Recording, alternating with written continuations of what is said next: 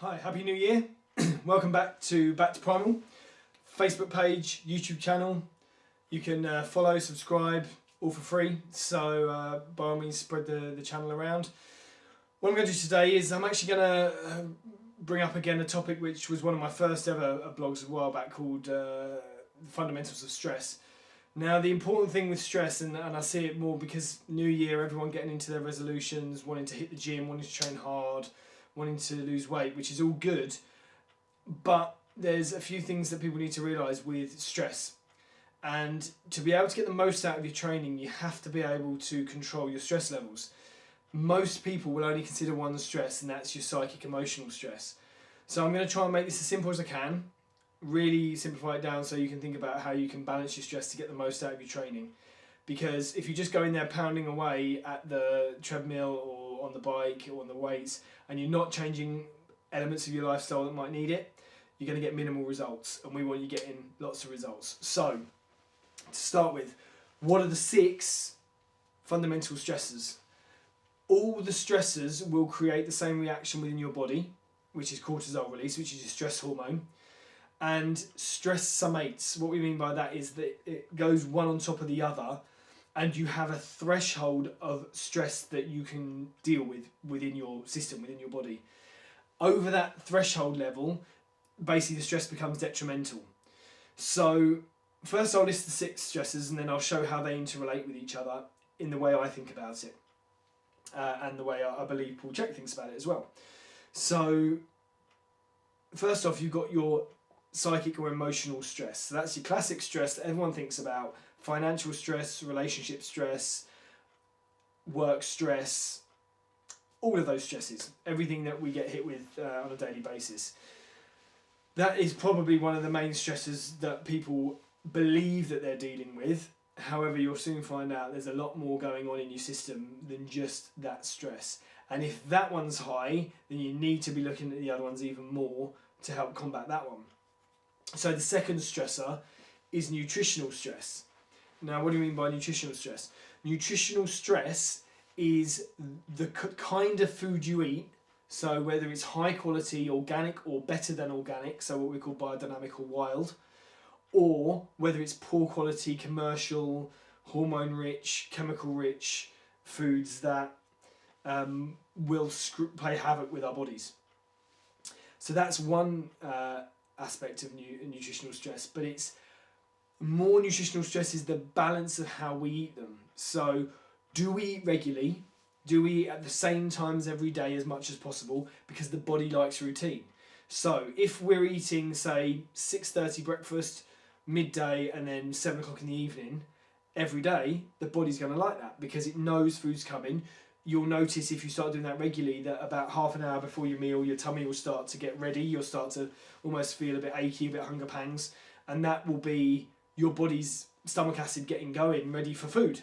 Now, if you then don't give it food, it doesn't like that because that's a stress to it. And so if you're eating in the morning and then having coffee all the way through till 5 o'clock in the evening, that is not good for your system. I would say for most people's system, but specifically if you normally reasonable times and then you start doing that, that's going to throw your whole system out of whack, and that's nutritional stress. Also, the proportions of how you eat your food. So if you're a protein type, this is something called metabolic typing. If you're a protein type, you need to be weighting your meals towards protein, not completely protein. You still need your proteins, your carbs and your fats, but you need to have the right percentage, which off the top of my head is about 45% protein, 35% carbohydrate, 20% fats and oils. Hopefully high quality. If you're a carb type, you're talking 70% carbohydrate, 20% protein, 10% fats and oils. And if you're a mixed type, it's roughly, I think it's like 45, 10 or thereabouts. So you can see there's things to think about in terms of how to remove stress from your body. If you're giving the body the right proportions of food at the right times, it's not going to feel stressed. If it goes for a long period of time without food, it's going to feel stressed. That you're going to start to feel hungry, you're going to start to feel starving, and that's when you start to get imbalances and stress on the body and cortisol release. So that's your nutritional. Your chemical stress, what we were saying before. How good is your food?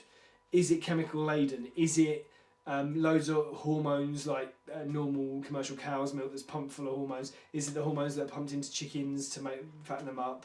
Is it the medications that are peed out into the water supply and then you ingest them because they can't be removed unless you have a proper water filter? Is it what else are we looking at? The farm runoff that again doesn't get removed from the water supply. Is it all the chemicals that are in your soap and your shower gel? And is it the chemicals in your toothpaste or makeup if you're a female? All these chemicals are massive stressors on the body. So that's something you need to look at. If you're expecting your training to be effective and you're caking yourself in chemicals, you're already stressed to the hilt and it's just going to be more stress, but we'll get on to that. Then we've got thermal stress. So are you too hot, are you too cold? If you're too hot or too cold, that's going to release cortisol. And obviously depending on where you're at in terms of where you live in time of year and have you got the right clothing on, you can maintain those kinds of stresses. And then electromagnetic stress, so do you go to sleep with your Wi-Fi on? Are you around Wi-Fi a lot? Most of us are these days, unfortunately. How long are you on the telephone for? Do you use Tesla devices to try and neutralise the radiation around the phone? Or is your alarm clock too close to you when you sleep? Is your bed too close to the sockets? Numerous amounts of electromagnetic stress. Do you sit around a computer all day? Going to raise your cortisol levels. And then finally we've got physical stress, which is the one that everyone thinks about, which is too much or too little exercise. So that's right, too much is going to be just as detrimental as too little. All of these different stresses will release cortisol. So now we need to talk about balancing them. So if you want to get results from your training, if you're there and you want to go to the gym and you want to lose weight and you want to feel good, which is absolutely brilliant, make it easy on yourself. Start looking at your diet, because if you have a threshold of stress that your body can deal with, and we said, remember, it summates, it's cumulative. So say your chemicals in your food are through the roof, all crap foods, you eat it bad all the time, always feeling bloated and this, that and the other, you put that amount of stress on your body. Then let's say you're financially stressed, or you've got family stress, or you don't like your job, or all these kinds of different psychic stresses, then you're here. Then let's say you don't eat all your meals at the right time, then we're here. Now we're above your threshold. Then let's say you're around a computer all day, don't get to sleep at the right time, and you've got sockets right near your head when you sleep. Now we're up here. Now let's add physical stress. Well, you're already over your threshold of what your body can manage. So if you then add physical stress, the body doesn't really know what you're asking it to do because it's too busy trying to fight all this stress down here. So what you're going to see is a minimal gain for the effort put in. And actually, if you do too much, you're going to be right up here. And that's when you see people who run 5 miles every time they go to the gym 4 times a week for 5 years and never change how they look. Or someone who's trying to lose weight around their midriff and never changes their nutrition but does some exercise and expects to have a six-pack. You have to be looking at everything. You have to be looking at nutrition. So what we want is those stressors down so that, let's say your food's really good, so minimal stress. You're eating at the right times, minimal stress. You've moved things around so you don't have a TV in your bedroom, got blackout curtains, you are away from any sockets and your alarm is the other side of the bedroom so it's not near your head, minimal stress. Let's then say you've got quite a lot of financial stress but you can't bother about that at the moment, so you're up to about here. But when you control all your stresses, you're still here. So that gives you some leeway to push quite hard when you're in the gym. Now obviously we don't want to push too hard because then we're going to be looking at injury, we're going to be looking at fatigue, exhaustion and so on. But we can train harder than we were. Then as we control the other stresses, say the financial stress comes away, then we can train even harder. Now as you can see, those stress levels are always going to change. So you have to know where you're at the time of your training. So I say to my clients, if generally you're good, but on a certain day you have a mega of a stress day, and you go into the gym and you feel tired and you feel weak and you've felt like, you know, your head's going to explode all day because you've been under so much stress, I will tell them to go home, because there's no point in training in that mindset. Maybe they could go and do a little bit of training. Maybe they could have a little bit of a walk, maybe go and lift some very, very light weights just to go through the motion and do some movement, which will be beneficial, get the blood flowing. But by no means they're going to go and do a heavy session, not when they're like that. And this is one of the best things I see in my clients, is when they can start to listen to their own body. And if they know that they're stressed for too long, then they deal with the stress. And if they don't, they need to. So this is where I'm coming from. Understand stress. A great book to read on it, and all the topics I was just saying there, is Paul Chek's book, How to Eat, Move and Be Healthy. It will help you out a lot.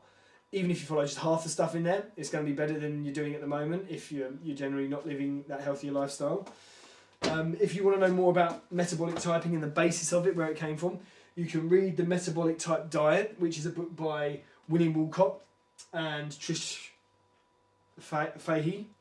But that was all stemmed from the work by Weston Price. And this book, I think, is called Nutrition and Physical Degeneration. And I believe that is possibly fundamentally the most important health and nutrition book ever written. Quite heavy, but look at all this. This is all the important stuff that I found in it when I was reading it. And then another one, just to outline sort of the basis of nutrition and physical degeneration, is The Wheel of Health.